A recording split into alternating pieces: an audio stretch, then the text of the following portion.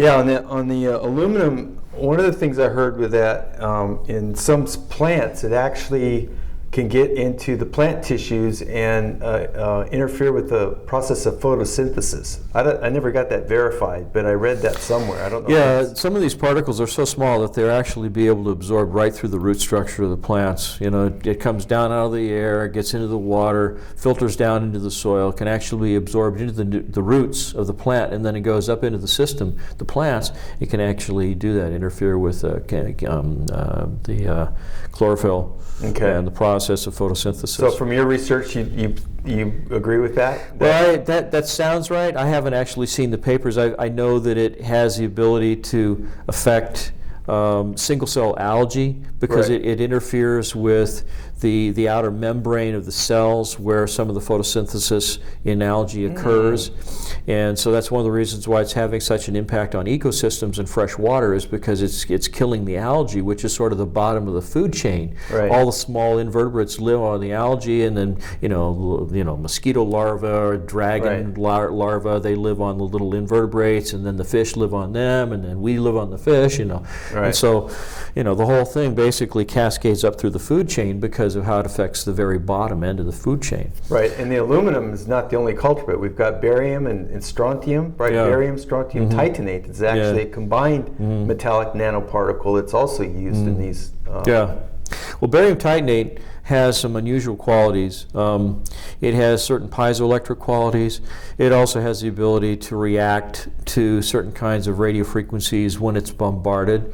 There was a fellow that I knew who a scientist I met through the Disclosure Project who created a barium titanate crystal that was double terminated, probably about 7 inches long, and he had some coils wrapped around it, and he was pulsing certain amounts of electricity through these coils, and he had a pickup coil wrapped around there, and he was actually getting the crystal itself would start to glow a kind of a bluish green color, and it was making a ringing sound, and it was cranking out 125% more power coming out of the pickup coil than he was putting into it to stimulate this activity in the crystal.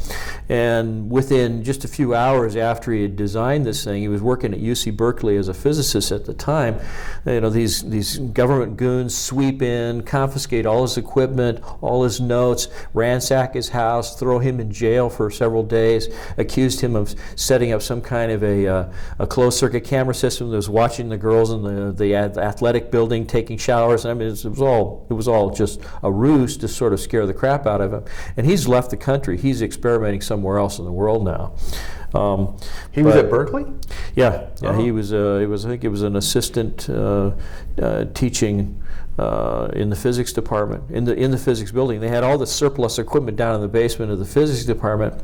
And the person who was the head of the division let him go down and do these experiments in the basement late at night, and that was what he was doing when he created this device. And within weeks after he'd created this successful experiment, the factory that was just outside the Bay Area where the crystal had been manufactured burned to the ground, taking the life of the owner of the factory. So that was gone. Oh my gosh. I mean, there were a lot of things that happened around that were very scary. But this was just one of the little things that you can do with barium titanate if it's subjected to the right kinds of external stimuli. Right. And so it doesn't surprise me that they might, and of course barium also reacts very vigorously with water in the atmosphere, so you can affect what's going on with moisture in the air. When you have nanoparticles that are, like I said before, at a specific size and they respond, resonate at certain high frequencies, billions of cycles per second or gigahertz. You're talking about particles that are probably less than 100 nanometers across. Okay. That's, in fact, I think that's actually the threshold point for the definition of what's a nanoparticle, is anything less than 100 nanometers across. Okay. All right. And so But these things are so small that they actually vibrate, or they basically match the size of the actual wavelength of these gigahertz type frequencies. And so that's why they will actually absorb those frequencies, resonate, and then they release heat instead of, actually giving off a reflection or a re-emission of those radio frequencies. And so if you have all these particles in the air that have been distributed sort of surreptitiously by aircraft that are relying on the greater efficiency that it affords you to fly the plane, so you have a built-in incentive for manufacturers and airlines to use this stuff in their fuel, and then you can control how these planes are loaded with the fuel, where they're going, when and where the stuff is distributed in the atmosphere, knowing what the air currents will do in a given season, a given time of the day or the night. You can control the temperature of the landmass below this thing. If you spray in the morning, then you can blanket the area and prevent it from being warmed up by sunlight, which keeps it cold, which means that the air contracts. But if somewhere else you wait until later in the day to put this stuff in the air, and then you hit it with a radio frequency broadcast that matches the resonant frequency of those particles, you can heat that up, you can cause that air to rise, creating a low pressure system, so air moves in that direction. So you can get air to move into a low pressure system, you can get air to condense and become higher in pressure, so you get the air sinking because it's cool and more dense, or you can get it rising and expanding. So by doing these things and controlling where these events occur, you can actually steer the jet stream, you can control the course of major storm systems, you can control the path of hurricanes and things like that.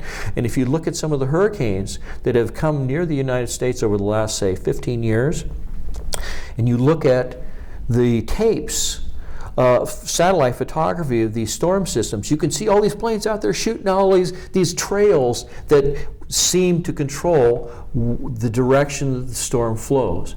By cooling off the air, causing it to contract, you can pull the storm in that direction. You can change where it goes. You can steer a storm right over somebody else's territory and cause a lot of destruction. Right, and in addition to the weather control, there's also now some research I mentioned earlier off camera about Harold Klaus Vela, who wrote the book with Carl St. Louis, and he gets into some detail about how they're using these same types of technologies for social engineering, mind control, that kind of thing, which is a whole, another facet of this same technology. So they could be using not only for weather control, but for social engineering and population control.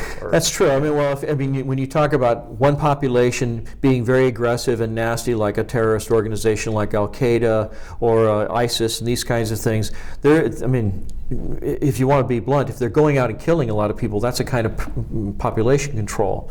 Or if you affect the overall health of a population, that's a kind of population control too. There's a video that you can find up on YouTube, and there was a lot of skepticism about this video. It's one I told you about before. It was called the FUNVAX lecture.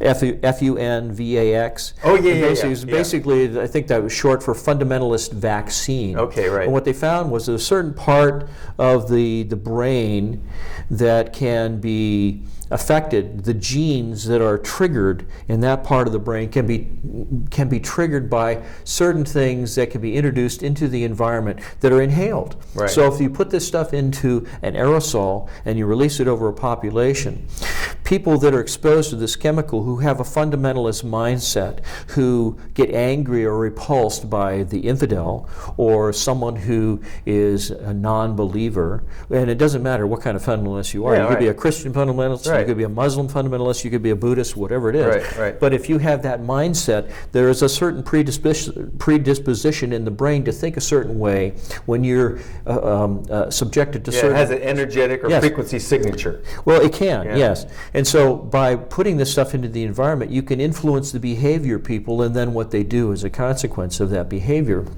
And so one of the things they were looking for in this presentation that's given in this lecture that you can find on YouTube, I know someone who worked at CIA at the time who had affiliations with the Department of Defense and NSA and all these things. And he told me that he knew those guys, the people who made that presentation, and that particular proposal was funded, that it did get funded, that they did do something, and then it went all black. Right. So we know that there's research being done into behavioral control of human beings by affecting certain regions of the brain, by introducing certain kinds of materials into the environment that you can inhale. Right. And it doesn't have to be an awful lot. No. But if it's something that builds up or is cumulative over time, that nests in the fat cells of the brain, this kind of thing, When then metals in the system Yeah, are notoriously yeah. hard to get out of the system. that's right. Yeah. And the other thing too, of course, is that if you have these metals that are all a specific size that will react to specific frequencies, then you can bombard the population with these same frequencies, and you can affect what's going on in their brain Right. because of temperature. I mean, even a temperature inside the body can affect Right. the way people behave. Right.